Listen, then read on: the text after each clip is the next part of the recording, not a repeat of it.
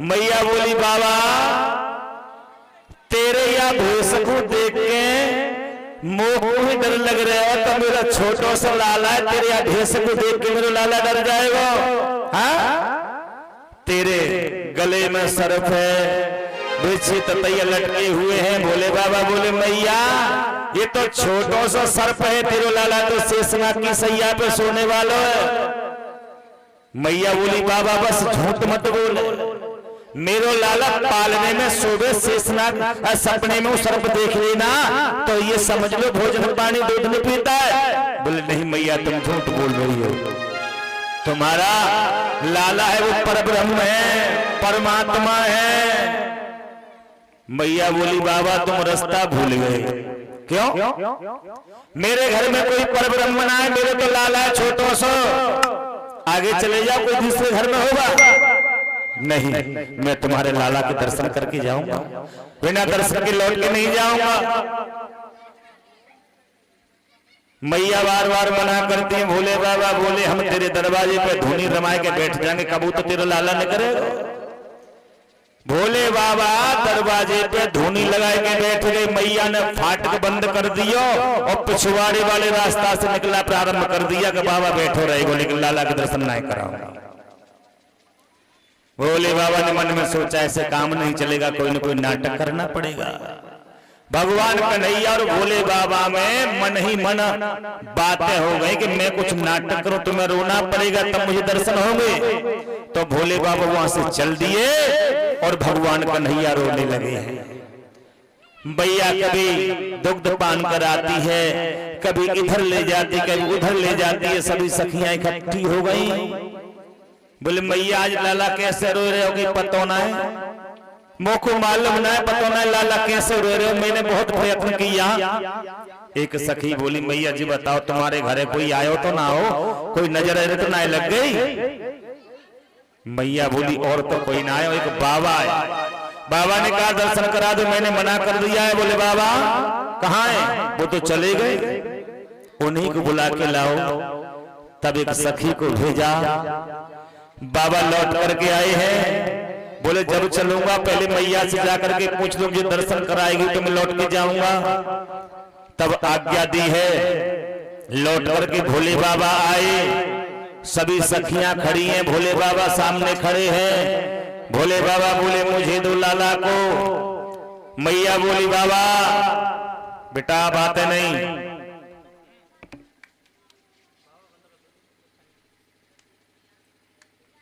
मैया बोली बाबा तुम्हारे पास जो मंत्र आमे तो दूर से ही मंत्र छोड़ दो, लाला को गोद में नहीं दूंगी। भोले बाबा गोद में आकर के बोले पहले मना किया, मैं लौट के नहीं आऊंगा, मैं जा रहा हूं। नहीं नहीं नहीं, कन्हैया को दिया। गोद में जाते जाते कन्हैया चुप हो जाते हैं, अब तो खिलखिलाने लगे और भोले बाबा की दाढ़ी लटक रही, बस पकड़ के ऐसे खींच रहे हैं। कन्हैया गोद में बैठे हैं, मैया मुस्कुरा रही है। मैया बोली बाबा अब लाला तो हंस रहे हो, लेकिन तुम्हारे जो कंधा पे सर पहना है बाकी मोड़े को पीछे को कर दे तो लाला को खा न जाए। भोले बाबा बोले ऐसा नहीं होगा, ये मेरा सर किसी को नहीं खाता है। बहुत देर हो गई, कन्हैया ने मन ही मन में कहा बाबा मुझे वापस कर दो, नहीं तो मैया समझ जाएंगी कि कोई न कोई करामाती है।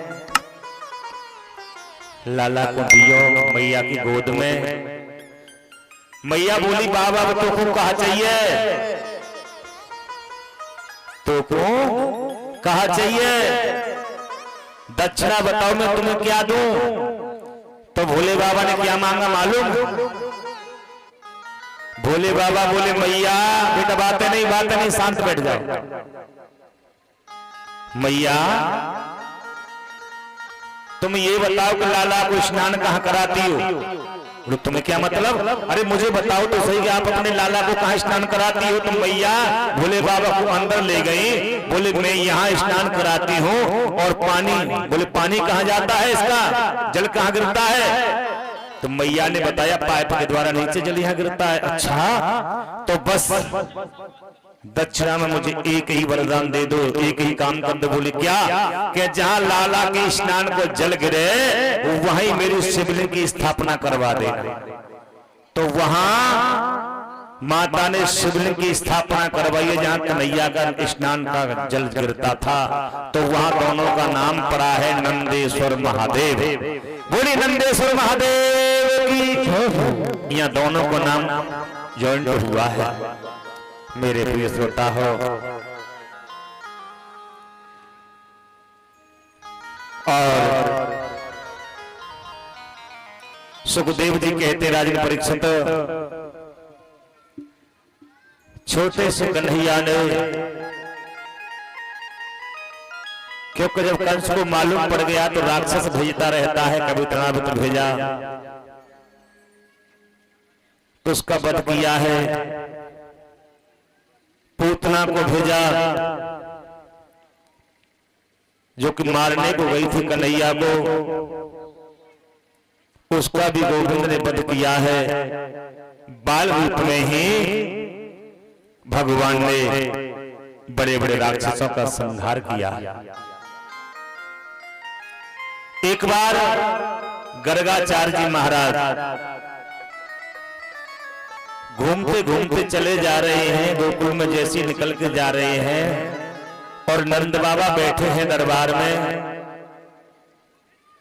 गर्गाचार्य जी को देखा है, प्रणाम किया, आसन दिया, महाराज बैठ जाओ, बहुत बहुत बाद आपका दर्शन हुआ है, कहां जा रहे हो, जब कभी हमें दर्शन दिया करो। तो गर्गाचार्य जी महाराज कहने लगे हैं, बाबा हमारे पास बहुत काम है, कहीं शादी पढ़ने जाना, किसी के यहाँ सत्यनारायण कथा कहने जाना, किसी के अनुष्ठान करने जाना, किसी के यहाँ नामकरण करने को जाना। तो जैसे नामकरण का नाम लिया नंद बाबा बोले, महाराज हमारे घर में भी 2 बालक हैं, अभी तक उनका नामकरण नहीं हुआ है, आप उनका नामकरण कर दो। तो गर्गाचार्य जी महाराज कहने लगे हैं, सुनो नंद बाबा, मैं वसुदेव के कुल का कुलगुरु हूं और तुम्हारे कुलगुरु कोई और होंगे। यदि मैंने तुम्हारे बच्चों का नामकरण किया तो कंस ये समझेगा कि ये उनका नामकरण करके आए हैं, तो कोई न कोई इसमें चाल तो नहीं है। मैं नामकरण तो कर दूंगा, लेकिन किसी को मालूम नहीं पड़ जाए कि नामकरण किसने किया है, तो मैं कर सकता हूं। नंद बाबा बोले, किसी को मालूम नहीं पड़ेगा, आप हमारे बच्चों का नामकरण कर दीजिए, क्योंकि भगवान की कृपा से ही गर्गाचार्य जी को परमात्मा ने स्वयं भेजा था, क्योंकि उनके ही वो कुल गुरु थे, इनके ही द्वारा हमारा नामकरण हो, लेकिन किसी को मालूम हो। तो मेरे प्रिय श्रोता हो, आज जैसे दरबार में पहुंचे हैं तो बाबा नंद ने कह दिया कि आज बच्चों का नामकरण होगा, महाराज जी के लिए सुंदर पकवान बनवाओ, भोजन प्रसादी बनवाई। लेकिन मैया यशोदा और रोहिणी ने गर्गाचार्य की परीक्षा लेने के लिए उन्होंने अपने बालकों की अदला बदली कर ली।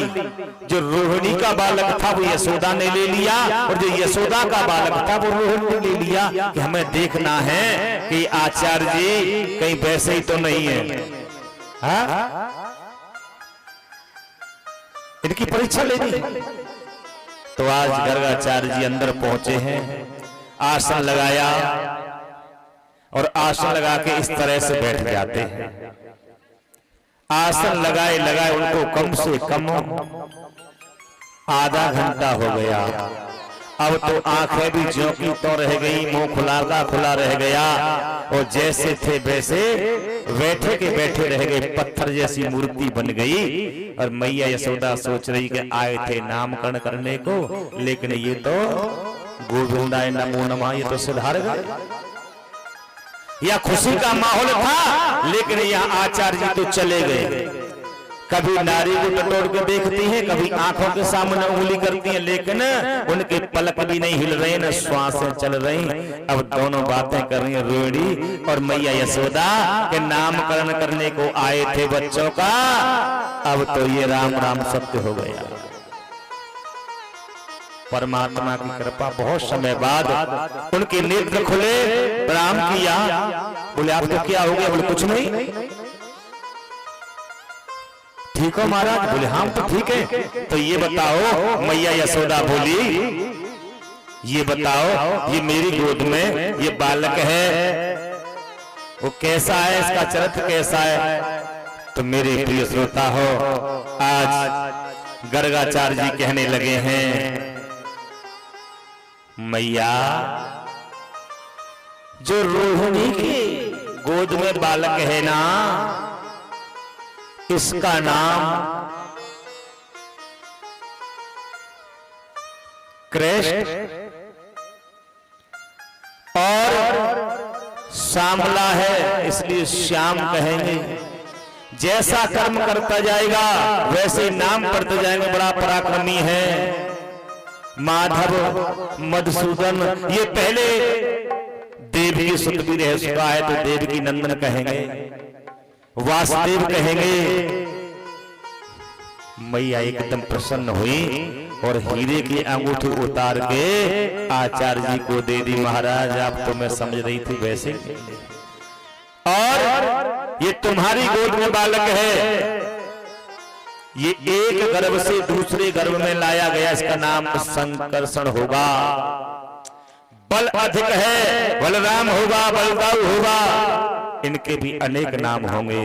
इस तरह से दोनों का नामकरण हुआ है। बोली गोविंद भगवान की जय हो। इस तरह से मेरे प्रिय श्रोता हो, दोनों का नामकरण हुआ है।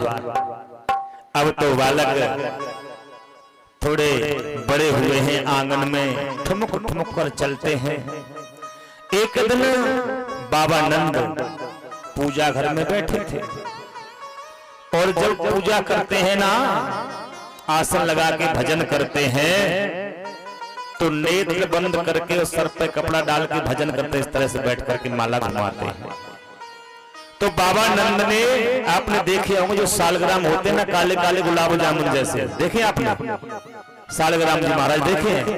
उनको शहद में स्नान कराया, दही में, दूध में स्नान करा के आसन पर रख दिया, और कन्हैया देख रहे हैं, और नंद बाबा पूजा में बैठ गए नेत्र बंद करके। और कन्हैया ने चुपचाप जाकर के सालग्राम को उठाया, मोड़े में रख लिया, और एकांत में बैठ गए। बड़े भगत जी बन गए। उनका भजन पूरा हुआ, माला पूर्ण हुई, तो नंद बाबा ने देखा कि सालग्राम जी कहाँ चले गए? यहाँ से कोई गलती होगी, हमसे पता नहीं। ठाकुर जी रूठ करके कहाँ चले गए? हमारे सालग्राम जी कहाँ गए? चारों ओर देख रहे हैं, चौकी के नीचे देख रहे हैं, ऊपर देख रहे हैं, चारों ओर देखा, और भगवान कन्हैया बैठे हैं एकांत में कोने में, बड़े भगत जी बन के सालग्राम जी लग रहे हैं मोहरे में, इस तरह से। और आवाज लगा रहे हैं बाबा नंद, अरे नंद रानी, अरे यशोदा, कहाँ है तेरा लाला? बोले क्या बात है, तेरा लाला कहाँ है? बोले मुझे क्या मालूम है, यही खेल रहा होगा। तो देखा है तो भगवान कन्हैया एकांत में कोने में चुपचाप बैठे हैं। बाबा बोले लाला तेने सालग्राम तुम देखो? अब बोले तो है ना, बोलते तो मालूम पड़ जाएगा। कहते अच्छा लाला बता तूने सालग्राम को देखो?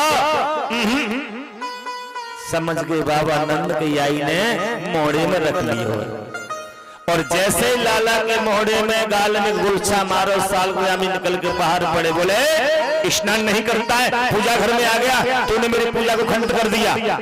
फिर दोबारा से स्नान कराया मेरे प्रिय श्रोता हो, और नंद बाबा ने बहुत सुंदर पूजा की है। इस तरह से आज बाल रूप में मेरे गोविंद, मेरे कन्हैया अब तो छोटे छोटे बालकों में खेलते हैं। और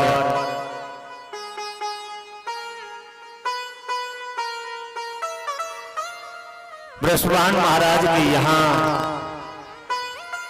राधा जी का भी अवतार होता है। राधा जी की मैया का नाम क्या है मालूम है? कीर्ति। और कृष्ण की माता का नाम है यशोदा। यशम ददात इत यशोदा।